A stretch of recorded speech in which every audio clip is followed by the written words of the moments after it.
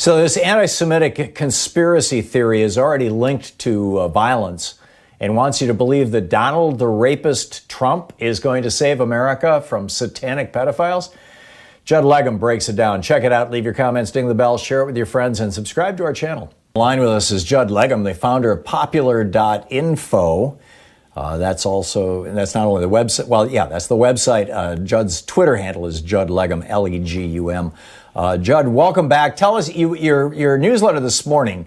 I am a proud subscriber to it, by the way, and encourage others to do the same at Popular.Info. Your newsletter this morning was about the QAnon cult and the Trump administration and the Trump campaign getting increasingly cozy. Before we dig into the substantive details of that, you want to summarize for people who may, have been living under a rock, exactly what the QAnon cult is all about? Yeah, I mean, it sounds a little bit unhinged even to describe it out loud, but it is a group of people, and it's quite a large people, who believes that there is a group of Democratic officials and celebrities, people like Barack Obama, Oprah Winfrey, Tom Hanks, etc., who are actually Satan-worshiping pedophiles who are running a sex trafficking ring. And Trump is the hero who will disrupt and save us from this pedophile ring. Now, correct me if I'm wrong, but my understanding is that this pitch about, what these Democrats and progressives and George Soros and everybody else, what they're up to, is essentially the exact same pitch, or very similar to the same pitch that the Protocols of the Elders of Zion laid out in 1902. This was written by the intelligence chief for Tsar Nicholas II's administration. That they were accusing Jews of, that Hitler then weaponized by saying that basically he was the savior that was going to save people from this cult of Jews. Now we've got Trump as the savior that's going to save us from this cult of liberals. The names have changed, but it seems like the through line is the same. Am I missing something? Yeah, I think there's a lot of historical similarities. I mean, I think both, if you go back deeper in the history, but also just, in 2016 we had the Pizzagate thing, which was another conspiracy theory that involved a child sex trafficking ring. So it was a variation on this. I mean, couldn't you say this? Yeah, exactly. I was going to say, couldn't you say that was sort of like the Kristallnacht? I mean, that was a crystallizing moment, no pun intended. But anyway, I think the analogies are clear. So tell us about Trump and both by way of administration and by way of campaign reaching out to this particular cult. Yeah, I mean, I think one thing, and the reason why I wrote about it for this morning, was that yesterday, Bill Barr, the Attorney General of the United States, Ivanka Trump, who, in addition to being the president's daughter, is obviously one of the more prominent administration figures and has a job in the White House, appeared at an event in Georgia where they weren't really announcing any new policy or anything. They were announcing a small amount of grant funding to combat child trafficking. And that would be one thing, but they actually just last month had a similar announcement where they both jointly announced another small amount of funding for groups that are fighting child trafficking. Now, there is actual child trafficking itself does exist, and so there's nothing wrong with doing that, but it's clear that rather than just trying to do something about the real issue, they want to make this a big priority. And it makes sense when you look at what Trump himself, when he was asked about QAnon, what he said was that he understands that they're supporters of him, that he appreciates their support, that they're growing in popularity, and he thinks they're people who love the country.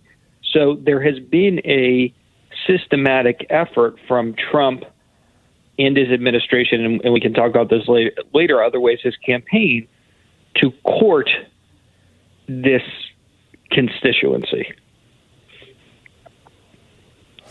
And the consequences to American democracy would be? Well, I think that allowing something that's so unhinged to drive and be a part of your campaign strategy, I think is just on its face disturbing. But also, this conspiracy theory has been driving violence all around the country. The FBI issued a intelligence briefing last year talking about QAnon representing a rising threat, and it's because if you believe that there is this secret pedophile ring, people are motivated to do whatever it takes to stop it. So we've had murders, we've had train hijackings, we've had kidnappings that have been all associated with adherence to this. So it's quite dangerous, but at the same time, it's an immensely popular conspiracy theory, and the Trump campaign understands this as an important part of their base. If you look at any Trump campaign rally, you'll see people with signs, T-shirts, all sorts of things expressing their allegiance to this, what's effectively a cult. Judd, I don't know that there's any evidence of liberals kidnapping or trafficking in children, but the Trump administration certainly has. I mean, they have separated several thousand children from their families. Over 1,000 of those children are gone. They're missing. We have no idea where they are. And so if anybody out there is moving children around in a way that might be sketchy or could even fall under the rubric of child trafficking, it seems like it would be the Trump administration. Has anybody pointed that out to these folks, or does it, things like that don't matter? Well, I don't think. I mean, I think what's really powerful about this group is that they've obviously completely insulated themselves from any information or any kind of logical thinking. So you're not going to get them to care about children who are being separated from their parents at the border. And then you're right that many of those, they've lost track of them. Now, because they lost track of doesn't mean that, some of them may have found some place to go. Some of them may have gone back to their home country. Some of them may have found a relative or someone to live with and don't want to be found. But at the same time, if you care about kids, you probably want to care about that issue. But it's not something you can't try to make too much sense of it. It's more about a feeling, and people are finding a sense of community and purpose. But Judd, do you think that, forgive the interruption, but we just have 40 seconds here until we're going to hit a hard break. Okay, do you think that you and I are having a conversation very similar to the conversation that, Jews in Germany were having in 1933? Oh yeah, that protocols of the elders. Nobody really believes that crap.